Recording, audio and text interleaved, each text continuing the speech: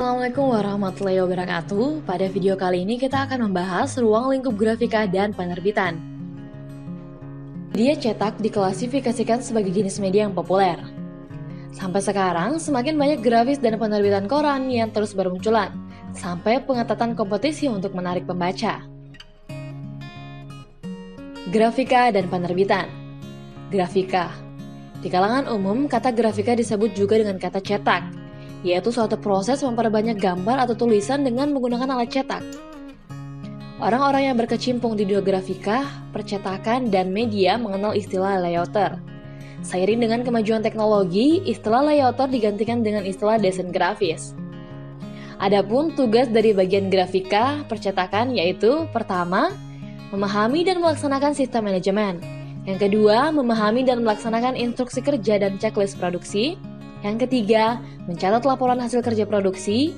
Yang keempat, percetakan diawali dengan proses pracetak yang dibagi menjadi dua, yaitu materi mentah dan materi matang.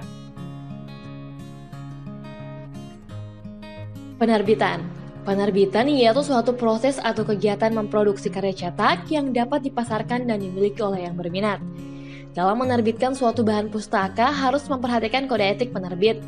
Yang pertama, penerbit perlu menggalakkan dan merangsang penulis untuk dapat berkarya secara optimum.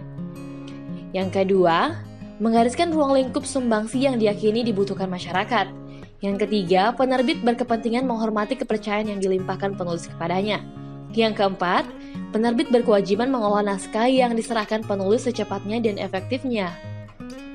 Yang kelima, bersama-sama penulis, penerbit mengupayakan pencarian penyandang dana tambahan.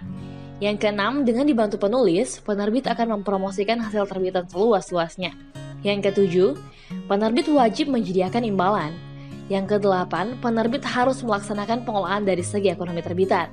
Yang kesembilan, penerbit dituntut untuk ikut melindungi hak cipta, hak pemilikan aktual, dan hukum lain penulis atas karya yang diterbitkan.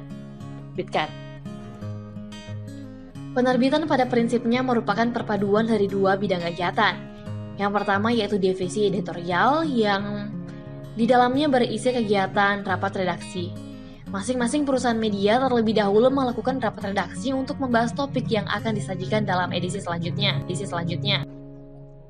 Kegiatan selanjutnya dalam divisi editorial adalah penulisan dan penyerahan naskah. Reporter yang ditugaskan untuk meliput suatu berita semestinya diberikan berdasarkan peminatan dan keahliannya. Kebiasaan seperti ini utamanya dilakukan oleh media cetak yang sudah mapan, baik dari segi pengalaman ataupun kemampuan finansial. Selanjutnya, dalam tahap pengeditan naskah. Reporter yang sudah melaporkan berita atau yang sudah menulis berita tugasnya belum selesai. Dia baru dapat beristirahat atau beraktivitas dengan leluasa kalau beritanya itu sudah masuk ke percetakan. Sebab berita yang belum masuk ke percetakan kemungkinan terjadi perubahan yang masih ada. 2. Divisi pemasaran. Seorang manajer pemasaran akan menentukan strategi pemasaran produk penerbitan melalui bedah buku, talk show, seminar, pameran, menyebarkan live promosi atau mengadakan undian berhadiah adalah contoh pemasaran.